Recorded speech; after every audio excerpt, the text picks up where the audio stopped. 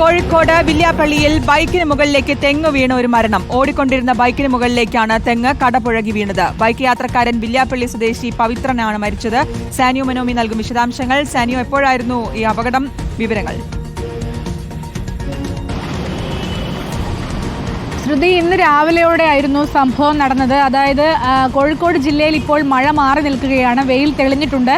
പക്ഷേ രാവിലെയൊക്കെ നല്ല മഴയുണ്ടായിരുന്നു. അങ്ങനെ പലയിടങ്ങളിലും റോഡുകളിൽ മരം വീണ് ഗതാഗത തടസ്സമുണ്ടാകുന്ന സാഹചര്യം അടക്കമുണ്ടായിരുന്നു. അങ്ങനെയാണ് വടകര വില്യാപ്പള്ളിയിൽ ഓടിക്കൊണ്ടിരിക്കുകയായിരുന്ന ബൈക്ക്, അതായത് പവിത്രൻ ബൈക്കിൽ സഞ്ചരിച്ചു കൊണ്ടിരിക്കുകയായിരുന്നു. ആ സമയത്താണ് തെങ്ങ് വീഴുന്നത്. പവിത്രൻ തൽക്ഷണം മരിച്ചു എന്നാണ് നമുക്ക് മനസ്സിലാക്കാൻ കഴിയുന്നത്. പിന്നീട് മൃതദേഹം വടകര ജില്ലാ ആശുപത്രിയിലേക്ക് മാറ്റി. ഏതായാലും കോഴിക്കോട് ജില്ലയിൽ ഇപ്പോൾ പലയിടങ്ങളിലും മഴയില്ല എന്നാണ് അറിയാൻ കഴിയുന്നത്. വെയിൽ തെളിഞ്ഞിട്ടുമുണ്ട്.